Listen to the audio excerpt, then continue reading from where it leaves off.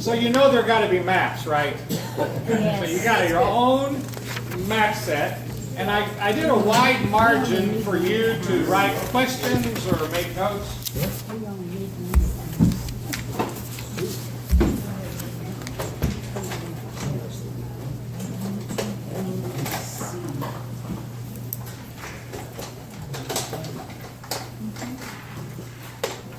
And there's pens if anybody needs one. So we'll pass them down and let them go around the room.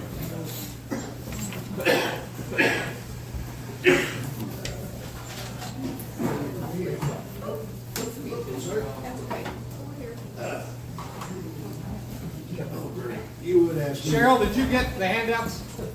Oh, Tom's bringing them. No, you didn't. Somebody a pen? Here comes some pens if you want them. All right, let's get started. We're going to try to finish by 7:30. We'll see if we make that or not. The next 6 weeks or so, I want us to talk about an understanding of the Middle East. What is the issue? What are the issues? And the first disclaimer is, I am no expert. In fact, there are very few people in the whole world who understand both sides of this issue. But I'm going to try my best to be a responsible student and a responsible teacher and try to help you understand it the way I understand it. And that means then that we're going to have to look at sources other than the Bible. We will read the Bible. But to understand the conflict in the Middle East, we have to go outside the Bible too. So I want you to realize, in my opinion, whatever the source of truth, if it's true, it's God's truth. Does that make sense? Whatever the source of the truth, if it's true, it's God's truth. The second thing I want you to know is that these are real places. In our minds, you know, we're so familiar with the Bible stories that I have a vision of what these places should look like. But these are real places on a real map that we could get on a bus and go to right now. All right? We could go stand on the spots, which means that these are not, the story we're looking at tonight is not a biblical metaphor, it's a real deal. It's the real thing, which means the conflict is about real estate. This is not a religious conflict. Jews and Muslims and Christians have lived side by side in the Middle East for centuries. This conflict right now is really about real estate. Have you seen the old movie with Michael Douglas, The War of the Roses? Yeah. Now, the Rose couple who get a divorce. And one day they love each other and the next day they're mortal enemies. It is a dark comedy, I'll put it that way. But they are fighting over the division of property, and he says to his best friend one day, "You don't realize this is about square footage." They are fighting over every square foot. That's what this is. So do not think of this conflict in the Middle East as religious, and we'll talk some more about that. You're going to need to keep up with the geography. So I gave you your own map set to make notes, but we have a brand new Fellowship Bible class is going to loan you our class set for Wednesday night. We have a brand new set of maps, and they should match what you have, not exactly the same color and everything, but should follow along with what you have in your hands. Why now? It's because the Middle Eastern crisis is back on the front pages of the paper. It really never left. But the decisions that President Trump has made are having very real consequences. And if we're going to have intelligent conversation, we Americans need to educate ourselves. Because most of us couldn't tell a Palestinian from a Pakistani, right? I mean, they are a whole world apart. They have nothing in common. Except in our mind, Pakistan and Palestine are the same thing. When I went to Austria, they made T-shirts that said, "We're the ones without kangaroos," because Australia and Austria sound so alike. So if we're going to have intelligent conversation, we need to be educated. Which is why I entitled this conversation, Listening to Understand. That it's important for us to learn. Which means for some of us, these ideas may challenge assumptions that we have made or things that we've been taught. But I promise to be as honest and as thorough as I can, as I'm capable of being, in helping all of us walk through this together. Questions? Those are the givens. That's kind of the ground rules of what we're doing. So tonight, I want us to understand who are the Hebrews and who are the Palestinians. And I'm using the word Hebrews very carefully. We will not get to the word Jew until next week. You got to hang on to that. Because the word we're going to start is the Hebrews. And the story, the biblical, and we're going first to the biblical story. And I've given you scripture verses. We may not read all of those. We'll read a few of them. But it's for you to have to look up later. But if you have your Bible, go to Genesis chapter 11. And there are some Bibles over here on the wall. You're welcome. You can even take it home if you want. Abraham, whose name is still Abram, is living in the Euphrates Valley over here. And Tom, will you give Dick our handout? Sure. He's got them. He's got two. Oh, I see. Thank you. I need maps. Just the map. Thank you.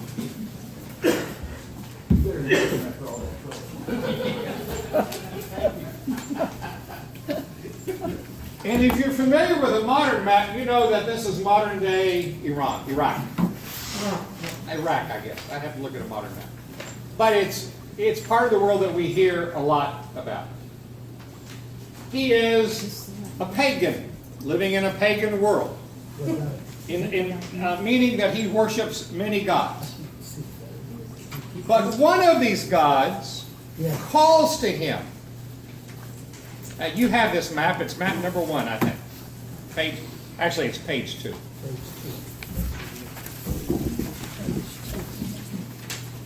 And one of the many gods that Abram worships calls to him and tells him, "I am sending you on a journey." Chapter 11, verse 27.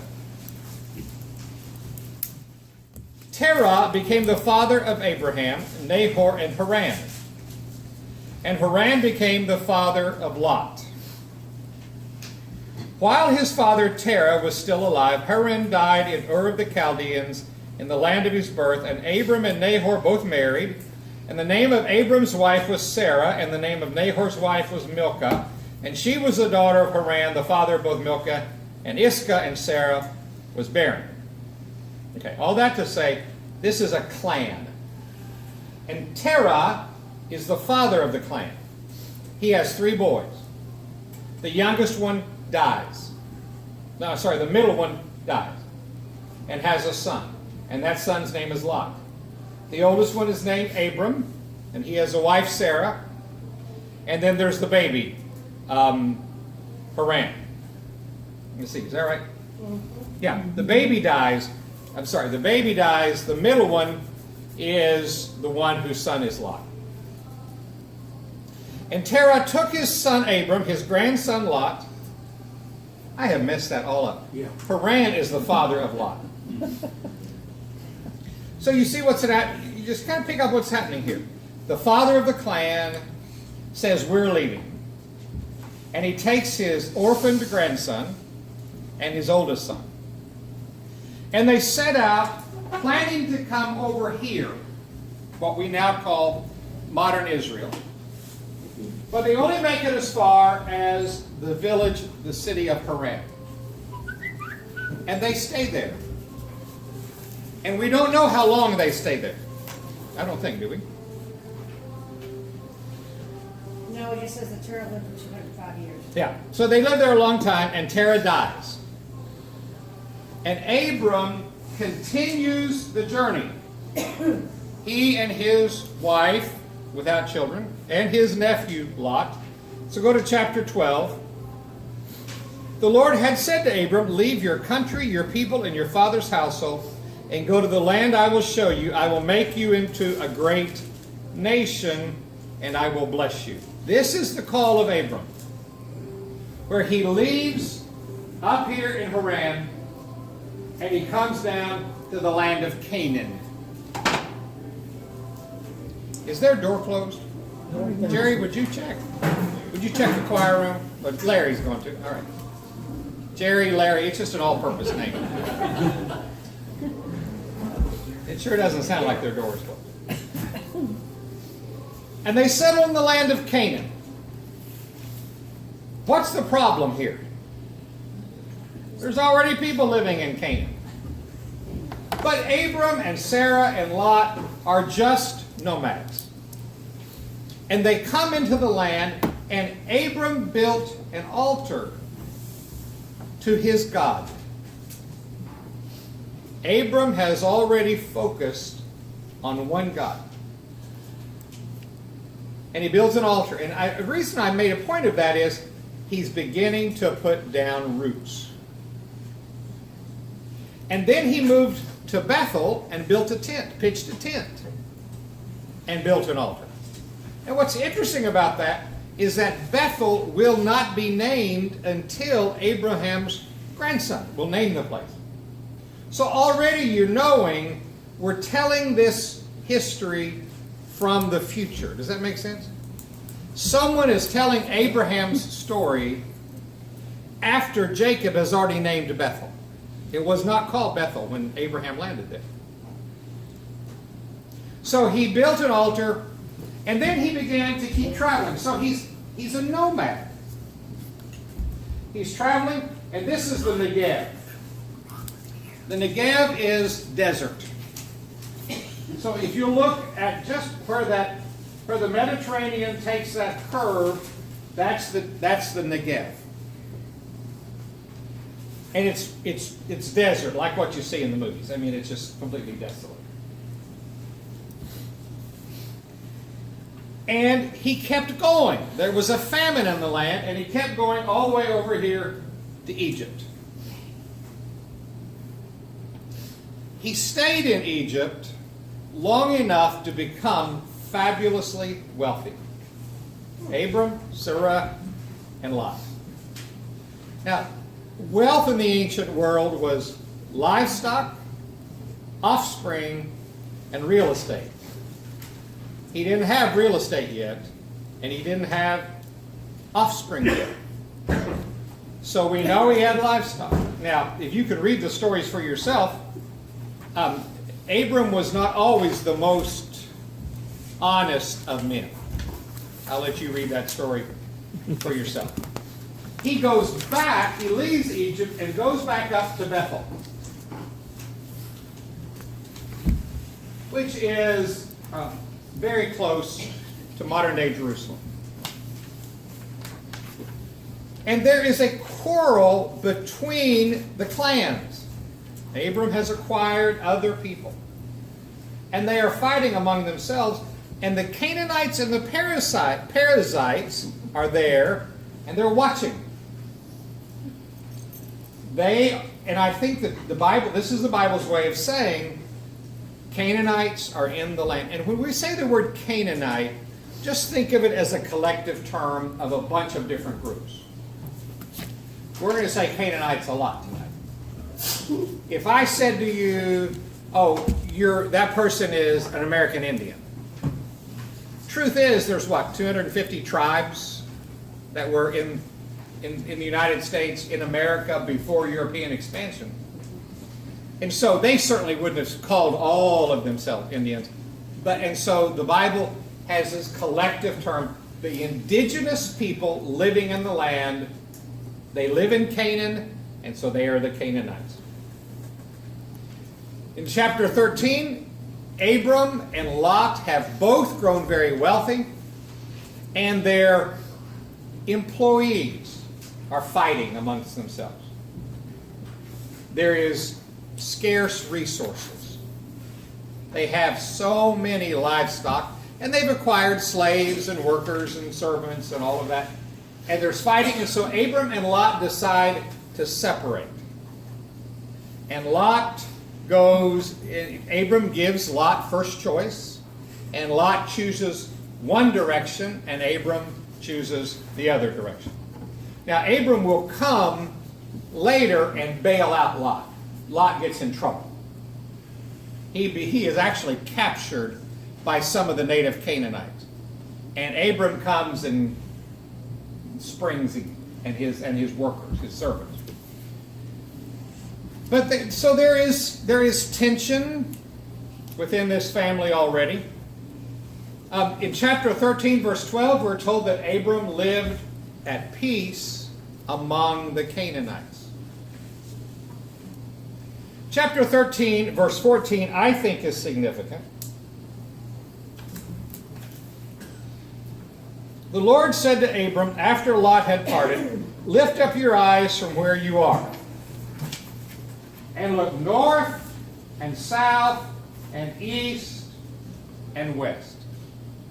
Because the promise was that the Lord will give you the land all the way to the Euphrates River. Here's the Euphrates River. From the Euphrates River to the Great Sea, from Lebanon to Egypt.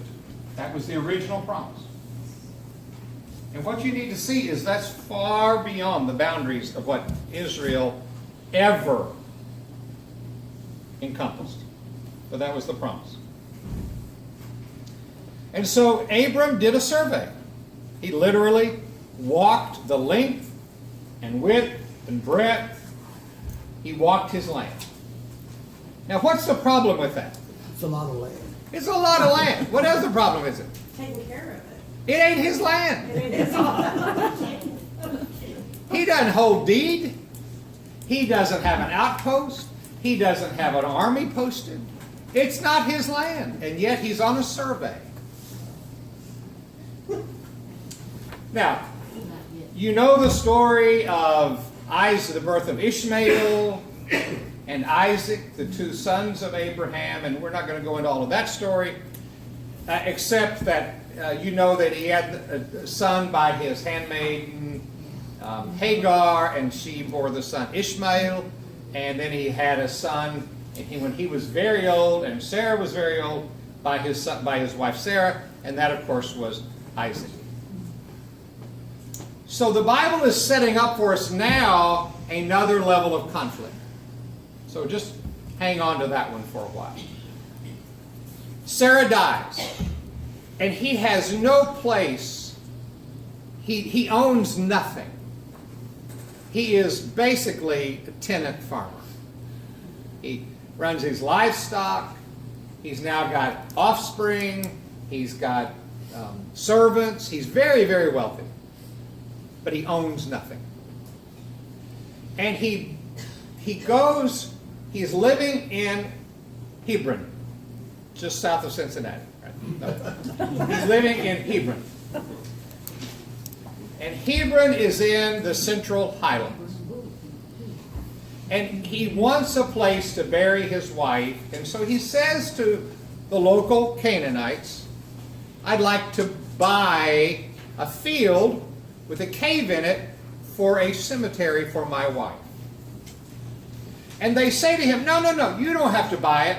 We'll give it to you. And he says, no. I want to buy it. Savvy, right? Mm-hmm. Because if they give it to you, successive generations say, oh, we loaned it. Yeah. to him.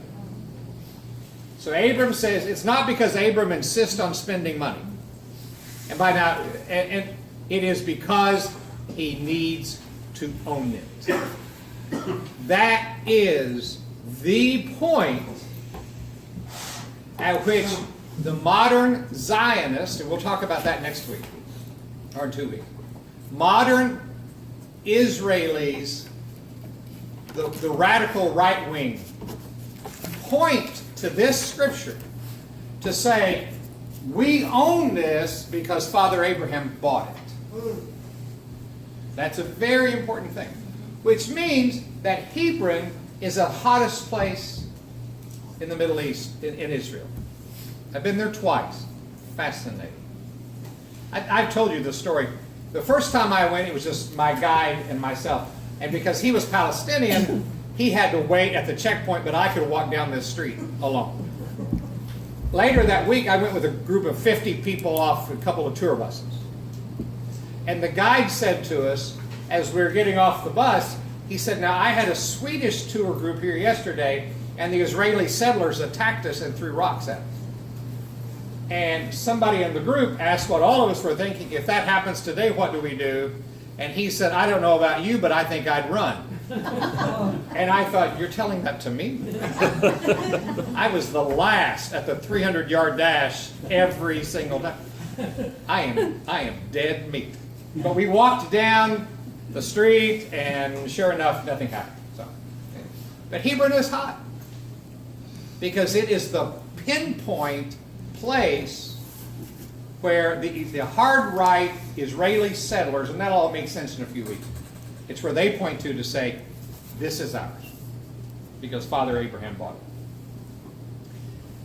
it.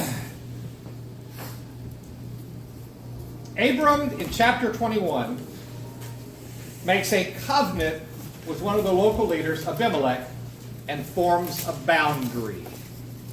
Now you see what's happening. We've moved from nomad to owning a field, but now we own boundaries. And Abraham lived at peace among the Philistines. Well, I backed up.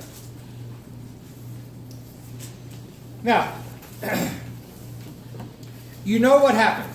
Isaac has two sons, Jacob and Esau. Jacob becomes the father of 12 boys. The boys hate the next to the youngest, Joseph. And they fake his death and sell him into slavery in Egypt. I didn't spend any time on that in this because you know that story.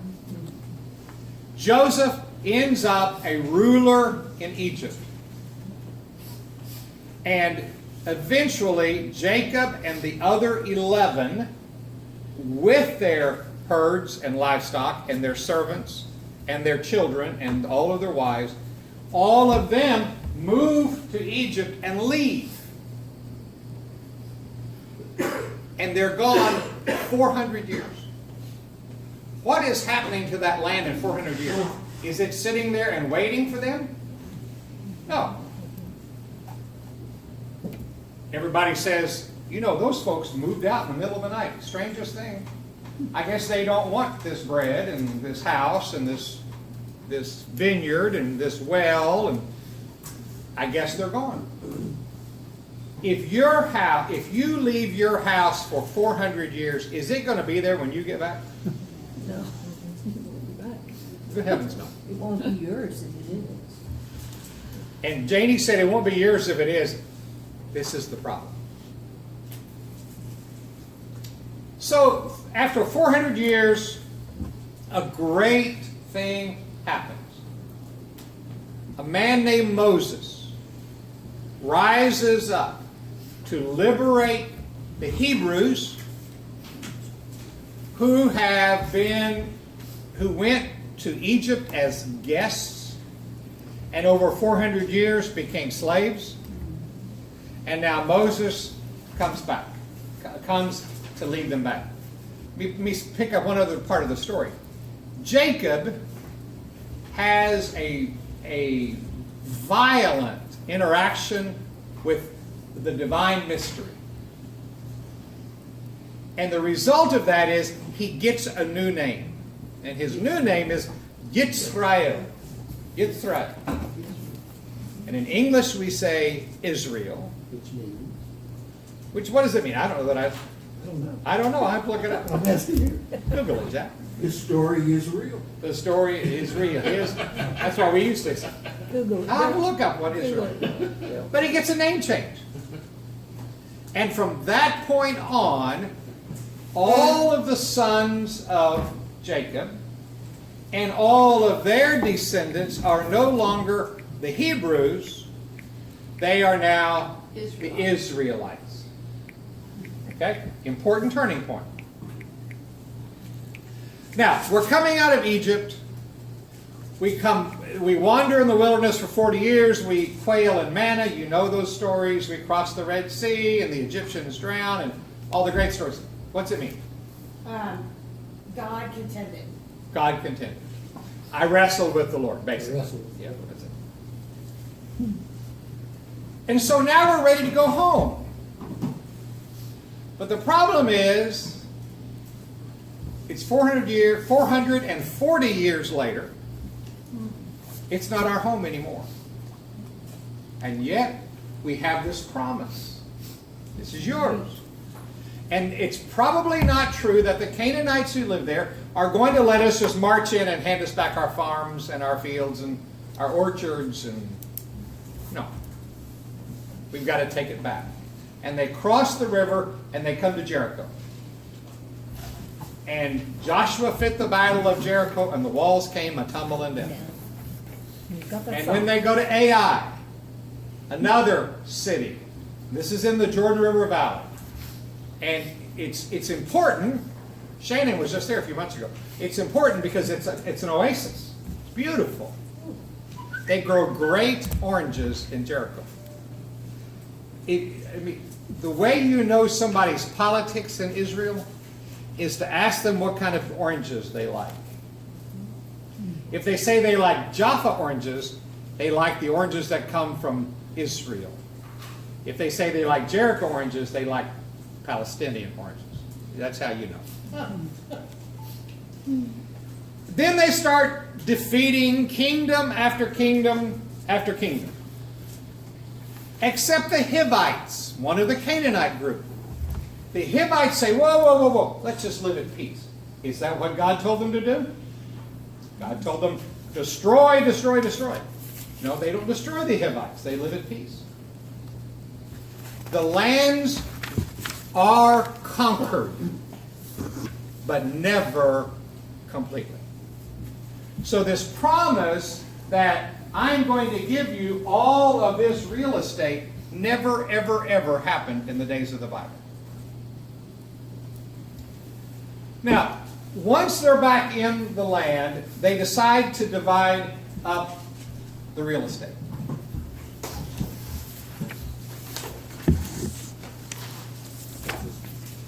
And that is this map. Joseph, all of the sons of Jacob get real estate. Except Joseph. Because he doesn't need it. He's got Egypt. His children. But his children, Ephraim and Manasseh, each get real estate. Now, why is there still 12? Because that would be 13. Because the son Levi and his family don't get real estate. They live on the generosity of the other tribes because they are the priests. So now we've divided up real estate. 3 of the tribes get the real estate east of the Jordan River. You see that? You see the Jordan River coming down the middle? 3 of the tribes are east of the Jordan. The other are west of the Jordan River. And the deal is, the tribes that were settled on the east side of the Jordan River really didn't have much competition. So they've got to come and send an army to help the tribes on the western side, between the Mediterranean and the River Jordan. Just that River Jordan flows down from Mount Hermon. You see that little tiny, you see the River Jordan, that little tiny body of water, Lake Hula?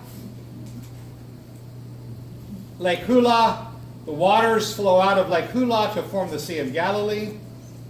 The waters flow out of the Sea of Galilee into the Dead Sea. And they don't go anywhere else. And the Dead Sea is dying rapidly. Because why in the world would you waste precious water on something that is absolutely useless to you, except as a tourist site and a great place to buy cosmetics, if that's what you're interested in. Now, Cosmetics. chapters 13 to 21 of Genesis, if you're fascinated by this, it is all real estate transactions, boundaries, who owns what. Are there still Canaanites here? Sure. Absolutely. But basically, the Israelites, the descendants of Father Jacob, are controlling the real estate. We come to the book of Judges, and it is a mess. Intertribal warfare is catastrophic. These Israelites cannot get along with each other at all. And they go to war. And they do atrocious things. And if you want, I don't know that there's any book in the world as bizarre as the book of Judges, the weird things that happen in the book of Judges. But we have some great stories. Deborah, the story of Deborah. Gideon, Samson and Delilah is the story of the book of Judges. But the last line of the book of Judges is very important. Everyone did as he saw fit. How is that for the rule of law? Chaos. Everybody did as they saw fit. It's a mess. Until they find Samuel, who's the last of the judges, and Samuel finally says, all right, I'll give you a king. And he didn't choose so well. He chose from the tribe of Benjamin a man named Saul. It went sour in a hurry. But it began what we call the United Monarchy, where all of the tribes begin to coalesce into one nation. And it was called Israel. Why? Because Father Jacob wrestled with God, and we all took his name, and it's called Israel. This united monarchy, Saul is pretty ineffective at uniting them. David is a political genius. He builds a new capital at a place that the Jews never, or the Israelites never claimed. They had no claim to the town of Jerusalem. It's already a very old town. It's owned by a Canaanite family. They were actually the Jebusite family. Very old family. And the Bible tells us the story of how David's warriors captured Jerusalem. It's probably much more likely the Jebusites are like, well, you can have it, really. We're not doing much with it anyway. But he was a genius in that he got a new capital that was in the center of the country that nobody had an alliance to. It didn't belong to anybody. So that's how Jerusalem then becomes the capital of Israel. About 1000 BC. That's where we are, somewhere. And we're going to leave this story here, because this is where we're going to start next week. Just know that tonight we leave Israel as a united monarchy. Now, I want us to look outside the Bible to see who are these Hebrews. The word Hebrew, in English, or in Hebrew, Ivri. In plural, Ivrim. It comes out of Genesis chapter 10. It starts there. One of the sons of Noah, Ham, Shem, and Japheth. Shem founds a great people out of his line of descendants. They were Shemites, which gets contracted in English into what? Semites. So a Semite is anyone descended from Shem the son of Noah. Through the sons of Eber, Hebrew. So Hebrews are one of the Semite tribes. Eber is a direct ancestor of many groups, from the Israelites, the Ishmaelites, the Edomites. Edom, it's probably too far. Edom is way down south. Moab is here. The Canaanites, they're all cousins. Just know, these folks are all related. Now you can tell them apart by what language they speak. I suspect if they did ancestry DNA, there'd be very little difference among them. So the Hebrews became an affiliation of tribes. In our Bible, we say, oh, those tribes are the descendants of Jacob. It's an affiliation of tribes who spoke a common language and who inhabited Canaan and who worshipped this God whose name we cannot say. We don't really know how to say it, but the best thing we can say in English, his name is Yahweh. Is Yahweh?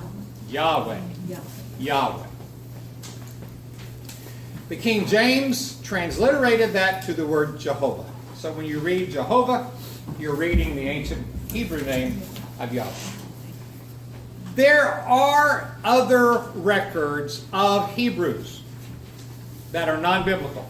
In the Egyptian records, the Tel El Amarna letters were a trove of historical documents discovered by archaeologists in the 19th century, I think, maybe early 20th century. And it is basically court records, trade records, legislative records. And there is a mention of a group called the Habiru. Sure sounds like Hebrew, but we're not really sure. There is Shasu of Yah. Does that sound like Yahweh? So there are maybe some non-biblical records. Basically, among archaeologists and scholars, there are three ideas of where these Hebrews came from. Just know that if you're looking for an archaeological record back to the days of the conquest of the tribes, you're not going to find it. There's nothing. There's really very little. And that may be because they're not building anything monumental.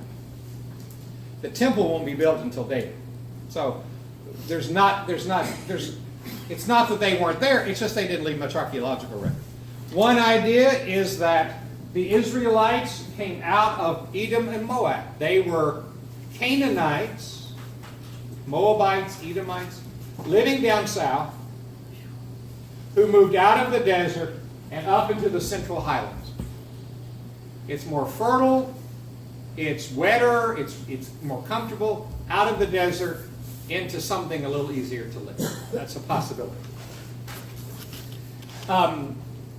That they were a subset of Canaanites who came and invaded and occupied land. The second idea, and this is probably a good description of the biblical picture, they were peaceful settlers who immigrated gradually and settled in the scarcely popular highlands. And that is basically the Abrahamic narrative. They came in peace. They did not come, when Abraham came, they did not come in as warriors. They came in as peaceful settlers. And they came in, remember Abram had to buy a piece of land and they gladly sold it to him, right? Yeah, they weren't really settlers, they were nomadic. They were nomadic tribes who began to settle there. Yeah, Jean? Did all these tribes speak Hebrew? They spoke Semitic languages. They didn't speak Hebrew. The Hebrews probably didn't speak Hebrew initially. They were speaking some kind of Semitic languages. And they would have their indigenous languages. And so, things are mixing. Think of this as a melting pot. The third idea, and then it has some merit to it, is that the Hebrews were a Canaanite group tribe who revolted over their other Canaanite overlords. Now, we don't know which of those scenarios is the best. We read the Bible, and so we read the Bible story as it's told, and that's good enough for me. Basically, they were peaceful settlers who came in and bought land and grew very wealthy and basically took over. So who are the Palestinians? I want you to think of the Palestinians as a people group, not a religious group. Palestinians are Christian and Muslim, and there have been some Palestinian Jews. So think of this as a people group, and do not yet think of it as a nationality. It's not yet a nation. It's never been a nation. There has never been the nation of Palestine. Yet. They just inhabited the West Bank. They inhabited everything. Mediterranean. Let me finish that conversation to say who I think the Palestinians are. And it's not a religion. The definition of an Arab is this. It's very detailed. They speak Arabic. That's the definition of Arab. It's not a religious term. Not all Arabs are Muslim. Remember, the Muslims don't come along until the 600s, AD. 600 years after Jesus. There's no Muslim before then. But there are plenty of Arabs. They are Arabic speaking. Half of those who call themselves Palestinian live in this region. Now let me just say to you, to help you understand modern day Israel, is from the Jordan River to the Mediterranean. From the village of Dan to the town of Beersheba. Modern Israel, basically, is from the Jordan to the water, from Dan to Beersheba. That's modern day Israel. Half of those who call themselves Palestinians live in that area. Because in that area, and we'll talk about this more later, in that area is the West Bank, Gaza, and Israel. There are 12.3 million Palestinians in the world. People who self-identify as Palestinian. Almost 5 million of them live in what they will call the state of Palestine. And out of that, 2.9 million live in what is called the West Bank. And these terms will all mean more later. They really don't mean much to you tonight. Gaza, Jordan, 21% of the Israeli population identify themselves as Palestinians. They're in Syria. I didn't put all the South American countries. There is the largest Palestinian group outside of the Middle East is in Chile. They fled to Chile and Peru for safety after the British partition, United Nations partition of Israel, 1947 and 48. They left and went to South America. 235,000 in the States, and these numbers are a little dated. Many of these who call themselves Palestinians are not citizens of any country. Some Palestinians are citizens of Israel, but many of them don't have any citizenship in any country of any kind. They carry Jordanian passports, but they are not Jordanian citizens. It doesn't make sense to us. But they are stateless. They are Muslim, Christian, and Samaritan. Following the First World War, 90% of Palestinians were either Christian or Muslim. A large majority of them were Christian. The Palestinian Christians have left because they could. They were Catholics and Orthodox, and they connected with churches in the West, and they left because life is so bad right now. And we're going to talk more about that later, not tonight. But they're gone. Most of the Palestinians left are Muslim, and they're left because really they have no place to go. There is no, the other Arab countries have said we don't have room for them, we can't support them, we don't have jobs, we don't have land, and so they have to stay where they are. And so as dispossessed people. And so when you're looking at the Palestinians, yes, sir. One little comment on there sometime back, because I was had an opportunity to talk to a Syrian national who, we got to discussing this issue with the Palestinian situation there. And he said basically, before he had left Syria, they essentially were using this West Bank section of Palestine as their dumping ground. They were emptying out prisons and pushing people basically were considered death row inmates, saying, you get a choice, gallows or over there. And most of them went over there. There is a prejudice among Arabs against Palestinians. And the Palestinians that I have been in their home and had dinner are wealthy, wonderful people, but the Palestinians have a reputation of undesirable. I went to college in Central Texas. I'd never been around people of Mexican descent. We didn't have any Mexicans in Southwest Missouri. We didn't have anybody who wasn't from Southwest Missouri. I guess because why would you move there if you didn't have to, if you weren't born?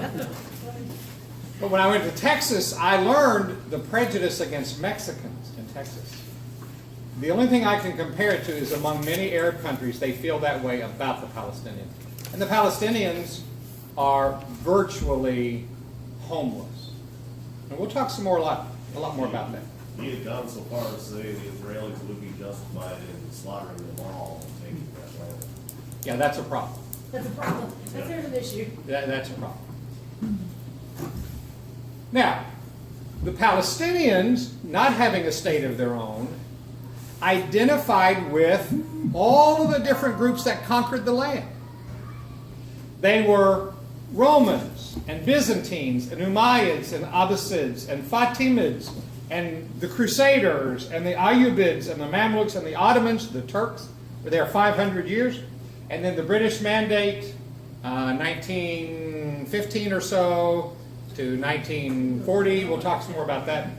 And then the modern day Israel. Here's what I think. Palestinians are descendants of Canaanites and a mix of every other group that came through town.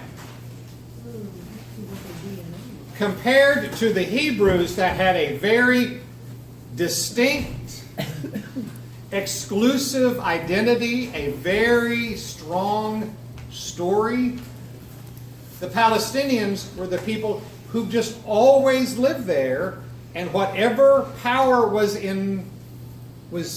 whatever world power was dominating, that's what they were. So they do not have an exclusive identity. And in fact, may not have even called themselves Palestinians until 1948. And we're going to talk a whole lot more about that in 2 weeks, until there was an Israeli national identity, and now there's a Palestinian national identity. This is a great quote. Clearly, in Palestine, as elsewhere in the Middle East, the modern inhabitants include among their ancestors, excuse me, those who lived in the country in antiquity. They have roots that go back to Canaanite days. Equally obviously, the demographic mix was greatly modified over the centuries by migration, deportation, immigration, and settlement. This was particularly true in Palestine, where the population was transformed by such events as the Jewish rebellion against Rome, 70 AD. and its suppression, the Arab conquest, the coming and going of the Crusaders, the devastation and resettlement of the coastlands by the Mamluks and the Turkish regimes, and from the 19th century by extensive migrations from both within and outside the region, through invasion and deportation and successive changes of rule and of culture, the face of the Palestinian population changed several times. No doubt the original inhabitants were never entirely obliterated. We know that already. The Bible tells us that. But in the course of time, they were successfully Judaized, Christianized, and Islamized. Their language was transformed to Hebrew, and then to Aramaic, which is what Jesus spoke, and then to Arabic. Does that make sense to you? Yes. Here's my shorthand. Think of the Palestinians as the Native Americans who were living there, raising families there, owning farms, having orchards, fishing in the lakes and the rivers. As one world power came in as another, they were dominated by them, intermarried with them, and maintained this indigenous population. They don't have a cohesive story. But that is changing. Because they are building a story. And that is exactly at the heart of the debate over where the United States Embassy should be. It's because the Palestinians say, whoa, whoa, whoa, whoa, whoa. We do have a story. And here it is. All right, what do you think? Questions, comments? Yes, sir. Do you consider Palestine then a geographical area, whereas Israel is more of a political? Right now, both of them are political areas. Israel holds the upper hand because the United Nations said they could. And we'll talk about that in a couple of weeks when we talk about the partition, the division. The United Nations drew a line and said everybody on this side of the line is now Israeli, and everybody on this side of the line is now Palestinian. But like every time an outside body draws a line, it's a false line. So who are the Israelites? The Israelis have a story. The Palestinians are the people who've always been there. And they just never got around to telling their story.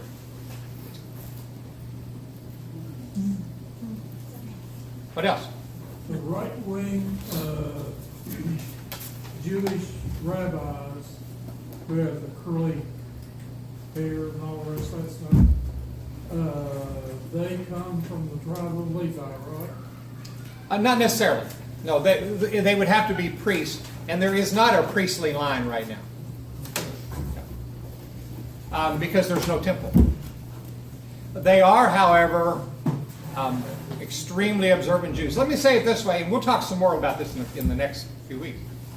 There is a hard right wing among Israelis and a hard right wing among Palestinians. And there is a soft middle section of Israelis and Palestinians who say, we can live together. We're trying to say. We're trying.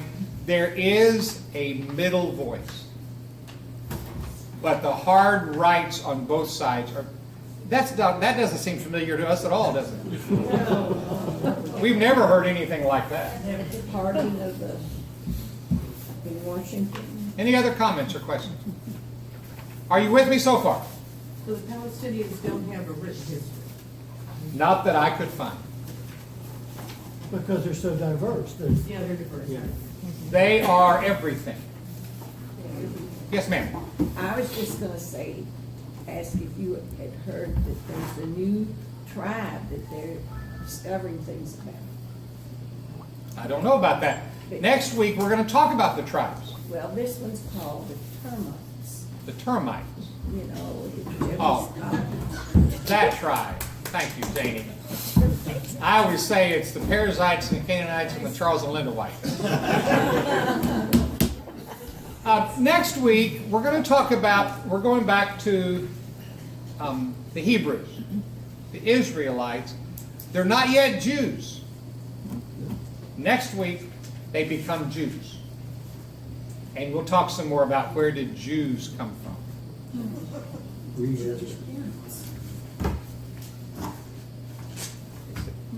Anything else?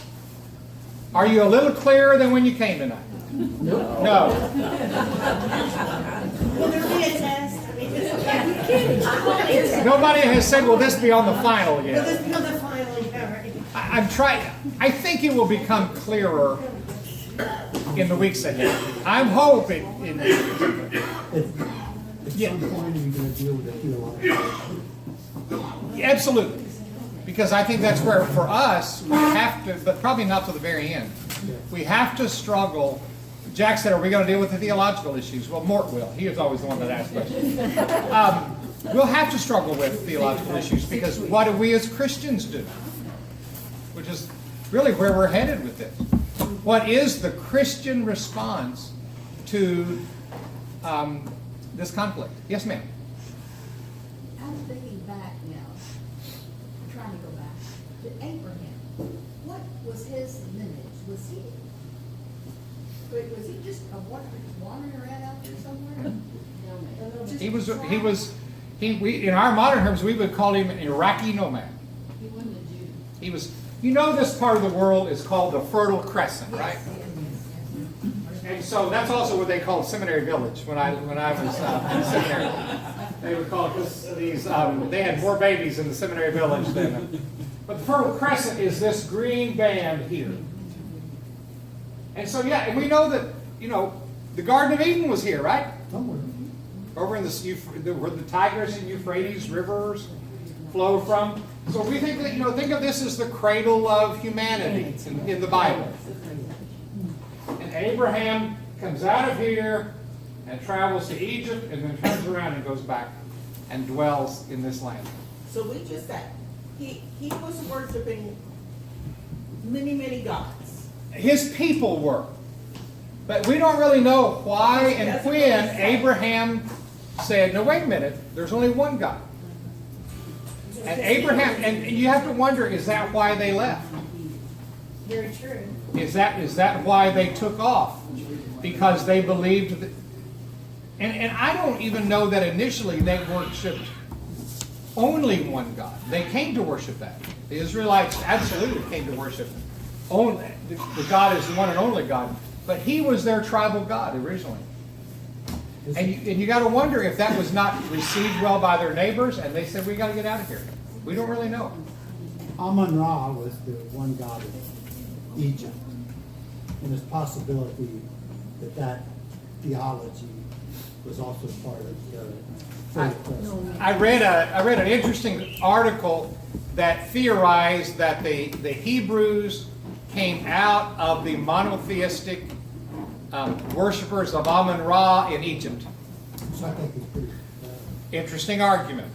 It hasn't gained a lot of traction yet, but that they actually had come out of Egypt as worship. They were persecuted because Egypt was pagan, polytheistic, and so they were the ones who worshipped one God, and they were thrown out of Egypt, and they immigrated up to. they wandered all over. Let me say the word immigrated. The Jews are the immigrants in this story. That's what you need to hear. The Jews are the ones who moved into this land from somewhere else. Sort of like the Americans moved into the United States. If your descendants are European, you are an immigrant to this country. If your descendants are Africans, the only ones of us who are indigenous would be the Native Americans, and they immigrated here somewhere.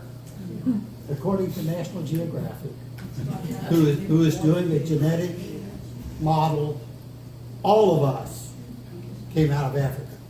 All of us are proven genetically to have come out of Africa. But some of us went to Europe first. Right. We went all We over. went for the wine and the food. And then we went to Europe first, and because the food in Scotland was nasty, my people left and came to America. No, they ran out of haggis. They ran out of haggis. Too many sheep's bladders, and they all right. I hope that this is beginning to shed some light and understanding, because this argument today is rooted in history. And but this version of it is really fairly new, really since about 1920. This is not always. You hear people say, "Oh, they've always been at war." That's not the case. This war started about the 1920s, and 1948 it exploded. But we'll talk about all of that. Let's pray together.